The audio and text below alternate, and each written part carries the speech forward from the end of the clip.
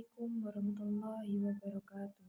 Di sini saya akan memenuhi tugas mata kuliah studi Quran Hadis dengan materi mukjizat.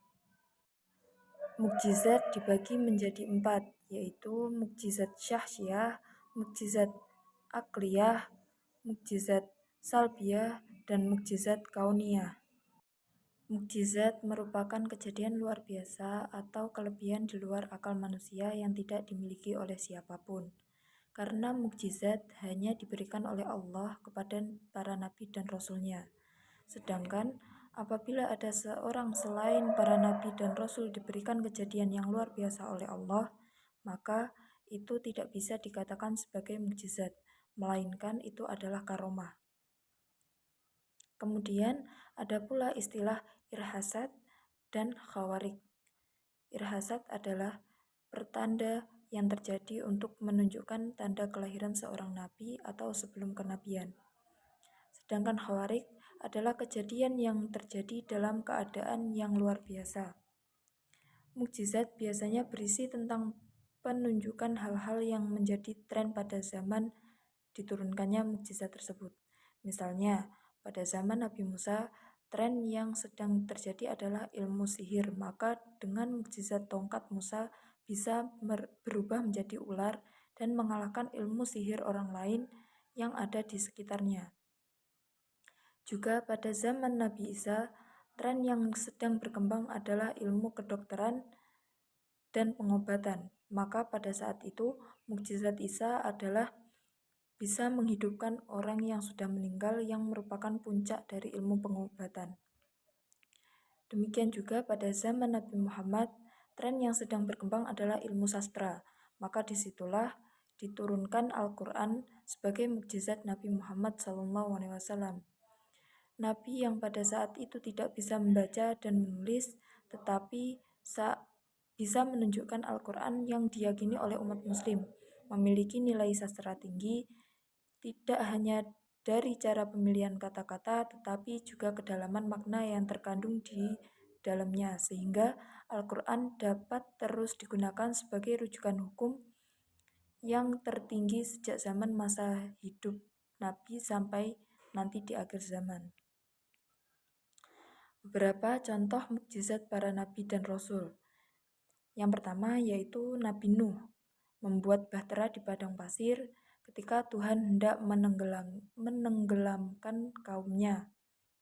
Selanjutnya Soleh, berupa unta betina yang tidak boleh disembelih sebagai hujah atas kaumnya. Yang ketiga Nabi Ibrahim, tidak hangus dibakar karena api yang membakarnya berubah menjadi dingin. Daud memiliki suara merdu sehingga makhluk lain pun ikut bertasbih bersamanya, bersanggup berbicara dengan burung dan berhasil mengalahkan Jalut, seorang prajurit raksasa dari negeri Filistin, sanggup melunaskan besi dengan tangan kosong.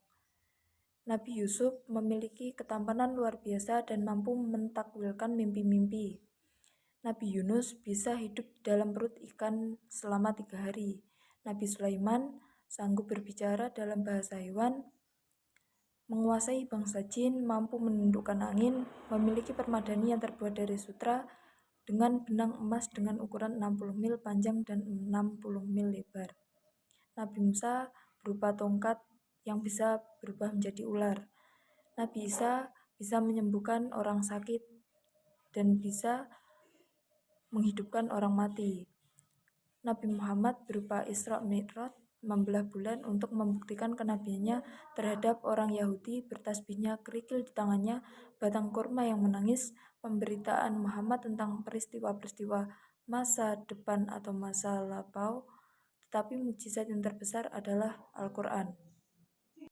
Bentuk-bentuk mukjizat yang pertama adalah ilmu, seperti pemberitahuan tentang hal-hal gaib yang sudah terjadi ataupun yang akan terjadi. Yang kedua, kemampuan dan kekuatan seperti mengubah tongkat menjadi ular besar. Yang ketiga yaitu kecukupan, misalnya perlindungan bagi Muhammad dari orang-orang yang menginginkan kejahatan kepadanya. Dari 3 jenis mukjizat pada Rasul di atas, maka jelaslah bahwa pada hakikatnya bertujuan untuk membenarkan kerasulan para Rasul. Manfaat mempelajari mukjizat. Yang pertama yaitu menjadikan diri semakin dekat dan tunduk atas segala kekuasaan Allah Subhanahu wa taala. Yang kedua, menjadikan pribadi yang tidak takut dengan kesulitan sebab meyakini bahwa Allah Subhanahu wa taala senantiasa memberikan pertolongan bagi mereka yang senantiasa beriman juga bertakwa. Sekian materi yang dapat saya sampaikan. Apabila ada kurang lebihnya saya mohon maaf. Wassalamualaikum warahmatullahi wabarakatuh.